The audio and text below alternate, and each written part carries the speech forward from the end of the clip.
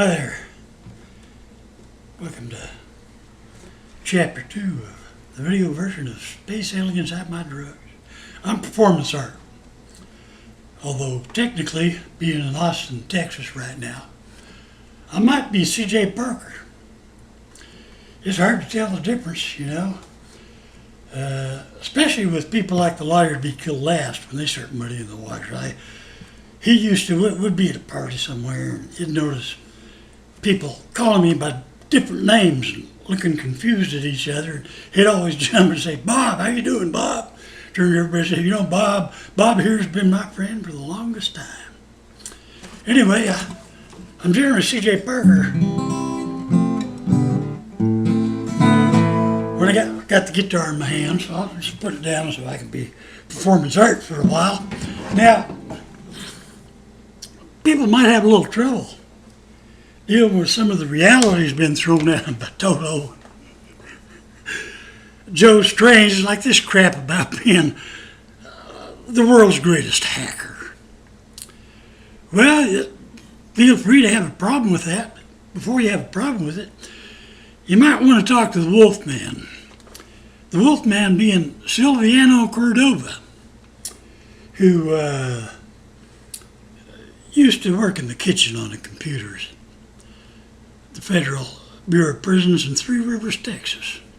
Now you might want to ask Silver, or the Wolfman, you call him whatever you want, but you might want to ask him what happened when Toto gave him a couple of short lines of code to type into his terminal. And you might want to ask him why he had to pull the fucking plug out when the supervisor came in so he wouldn't know what was happening. And you might want to ask him if Toto, when asked, "What the hell does that mean?" replied to Silver, "What that means is we could all be out of here tomorrow. We could all be released." It's probably not a good idea. They might catch on. Well, now that was a Unix system. That was a simple shell escape, you know. I mean,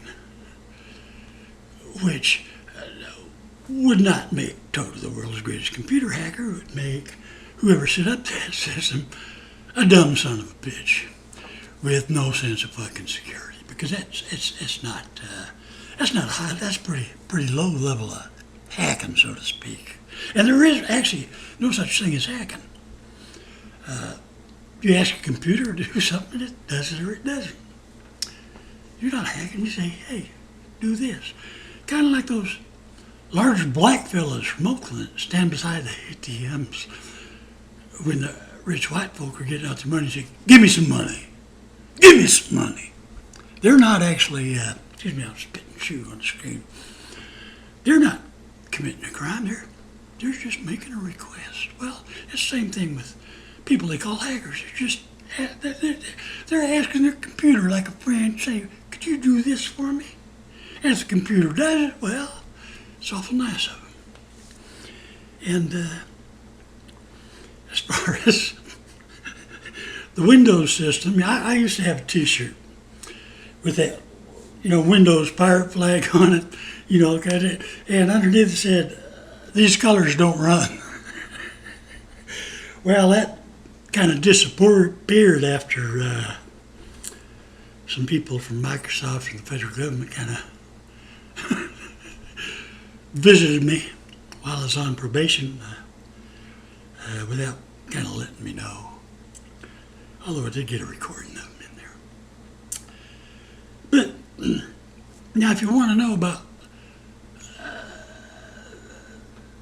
what we call, I kept my mouth shut and this fucking trick is going to work for other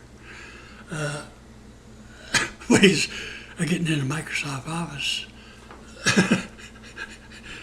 At the Microsoft headquarters,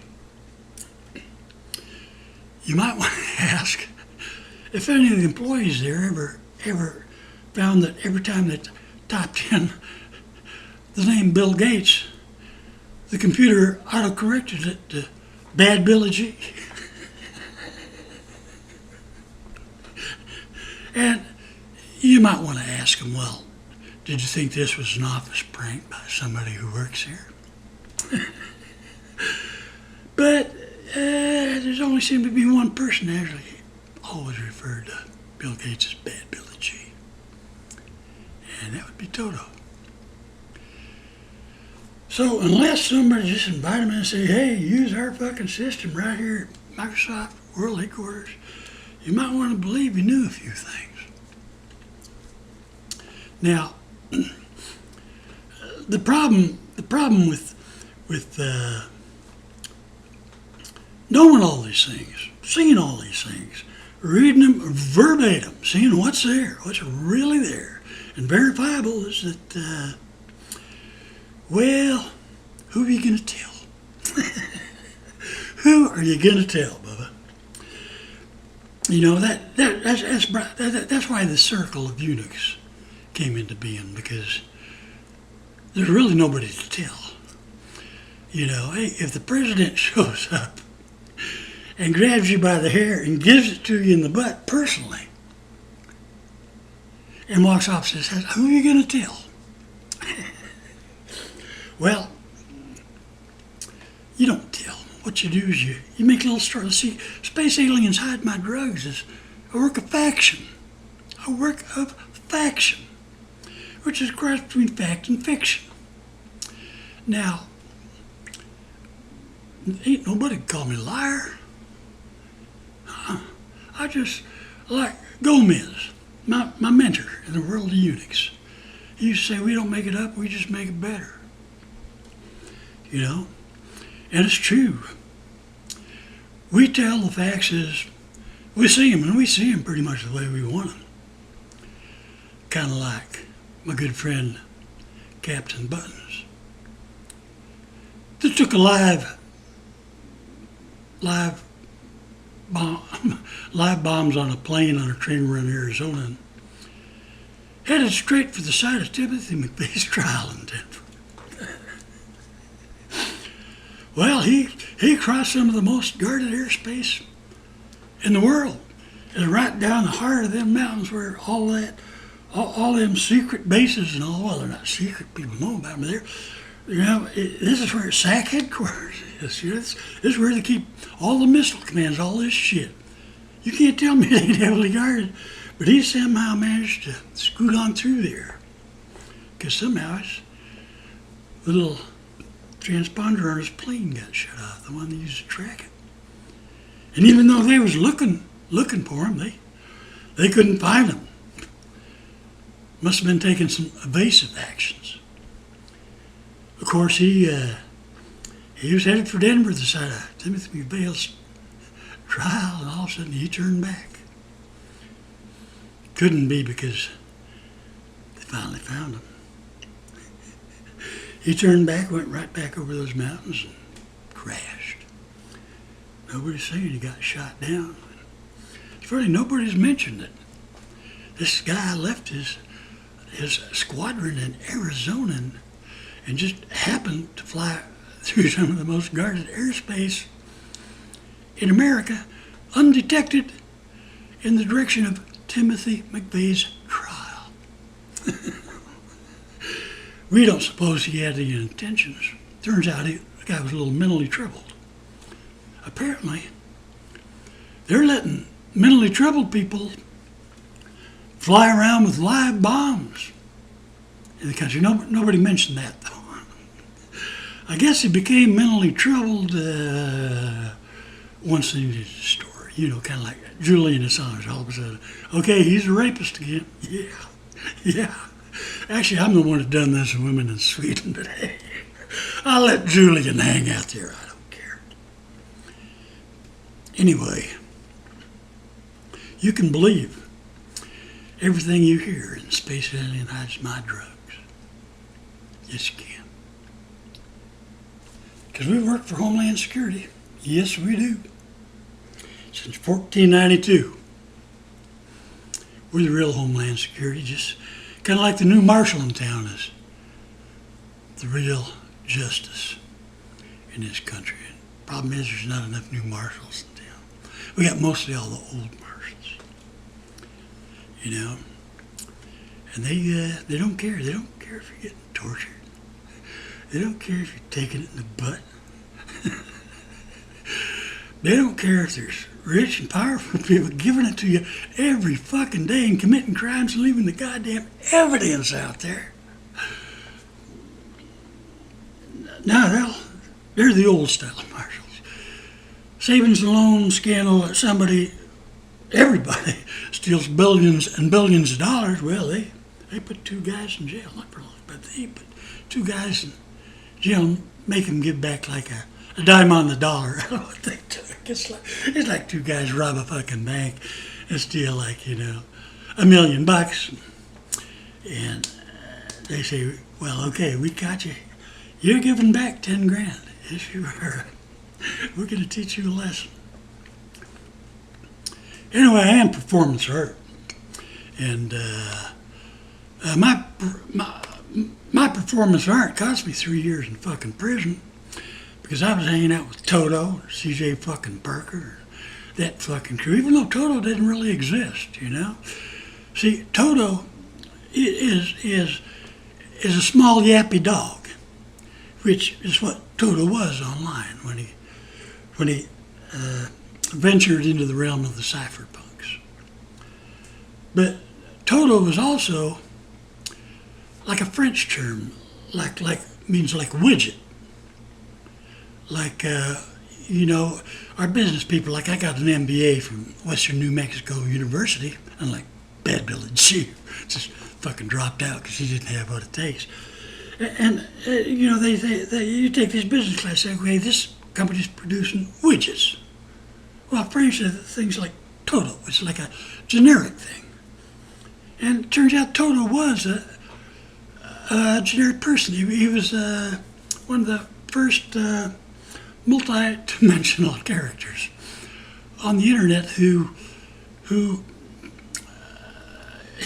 he was depended on who logged in. Since the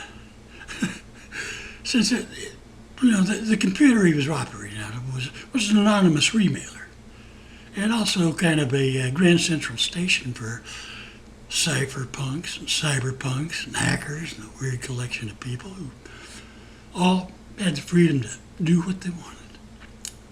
Now, one of the funniest things about Toto's trial was one of the main pieces of evidence against him was something that was written by a computer program. Igor Chudov, one of the cypherpunks, he was responsible for starting that chain of events with a little program he wrote, and it got continued on to where it could take a bunch of information and pump out a pretty good dialogue. And it was good because a federal judge eventually ruled that this computer program had acted with intent and malice in creating this. So Toto could be the first example recognized in the U.S. courts, the Ninth Circuit Court in particular. This is the first court-recognized computer program that could act with intent and malice, like a human. But they didn't put the computer program in jail.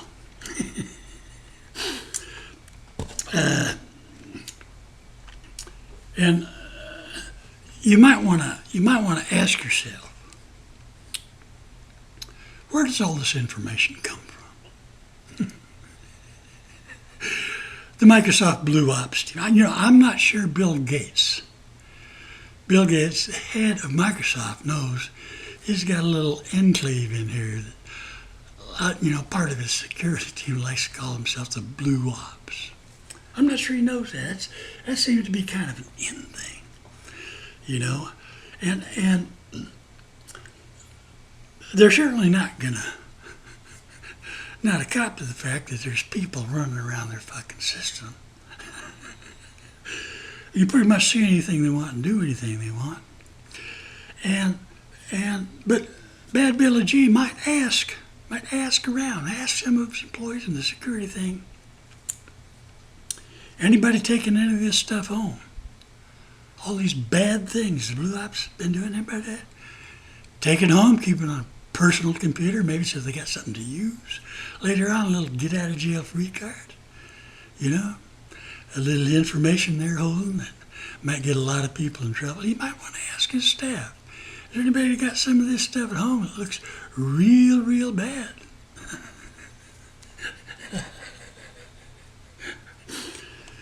But there's no reason to do that unless somebody's actually able to access all those computers. Like somebody would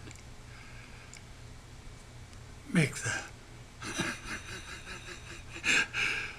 the software in their head office change Bill Gates into Bad Billy G every time somebody types it in.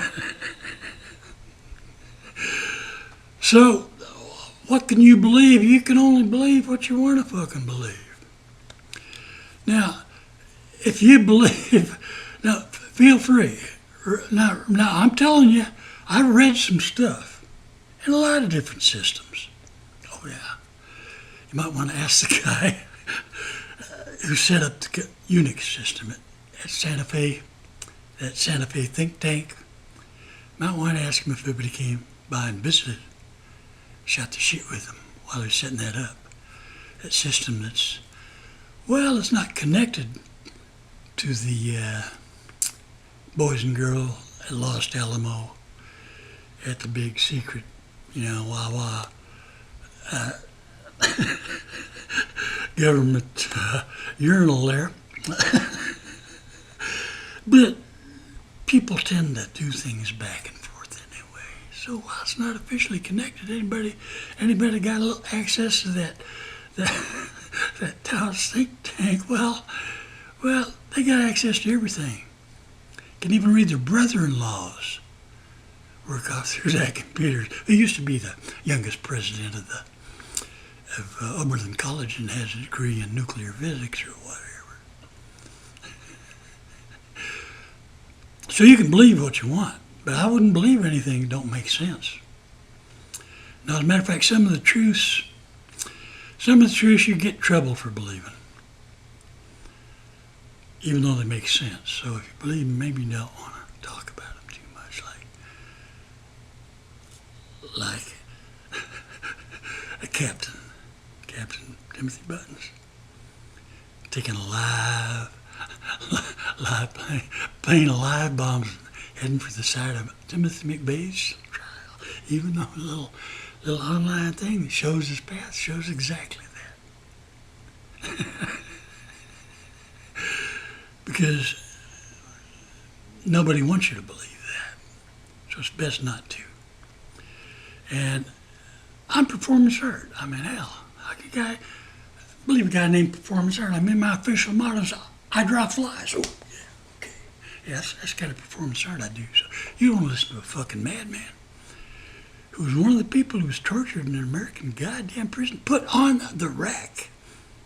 You want to know about the rack?